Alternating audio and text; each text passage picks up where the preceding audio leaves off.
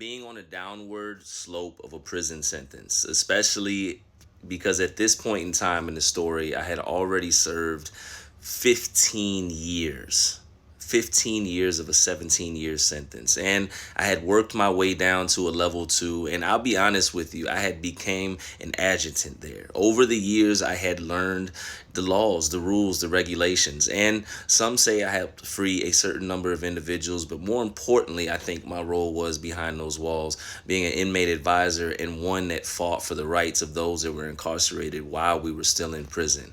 I became a beast with that pen. And eventually the time came that no matter how much good I did on that prison, on that institution, that camp, it's time for me to go. They wanted me off the camp because I was writing stuff up left to right. And lo and behold, the time came where they said, hey, got to pack up.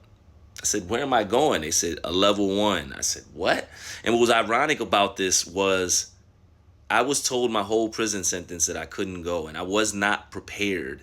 I was not ready for this part of the journey. But here I was. I had managed to become positive and a mentor and more on this level 2, and I was in a committed and stable relationship, one where we were discussing marriage, and time was getting shorter on the clock. Now I must admit there was a time where I was let down, disappointed. I thought that April, who is my wife now, may have left me in the moment because I thought I was coming home sooner. I had a conditional pardon in. It sounded like everything was going good until it got denied. And even though I remember telling her that it was no longer on the table, she didn't even blink. She said, let's keep going. And that we did. And then when I got on the phone and told her I was going to a level 1, she said, good. You need to go. You need to decompress more. You need to go to the lowest level possible.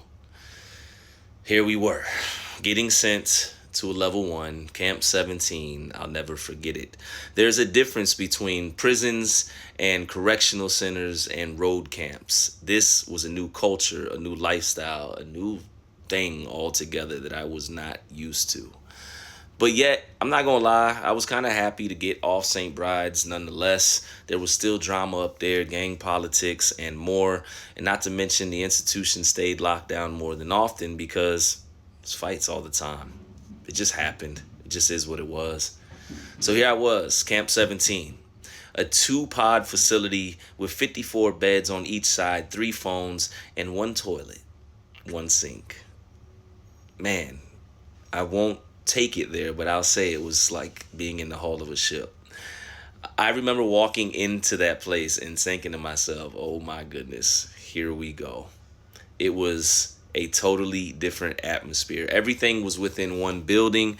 The chow hall on the first floor. In the basement was the showers, additional toilets, lockers, TVs, weight room, library. It was a dingy basement where everything was, including the counselors, etc. And I remember when I went there, I walked into the counselor's office, not anywhere near nervous in regards to the population there, but more nervous in regards to this is where I'm supposed to live. It's old, it's small, everybody's cramped up in here, and it's a dorm on top of a dorm I wasn't good with in the first place that I just left, but at least it was bigger in some way, and there was more places to go on the compound. Here, it was everything was here. It was like a petri dish. And immediately, to make things worse, the counselor, when I went into the office, says, you can't leave the compound for work, just so you know. You got to work on the institution, which literally meant that this would be my reality until it was time to go home. And I want to tell you this. I called my wife immediately and said, I can't do it. I'm about to go back up. She said, go back up. If you go back up a higher level, you're going to run your time up. That means you got in trouble. I said, well, I'd rather just run my time up and do a little bit more time to get peace of mind than to stay here. I can't do it. This is not me. I can't stay here just buffing floors or whatever they want me to do. I can't leave the building while everybody else gets to work. Why did they send me here? And I want to tell this part of the story because if you have a loved one that's incarcerated, it may not be the same situation, but I guarantee you've probably heard something similar, and you can put it in the comments.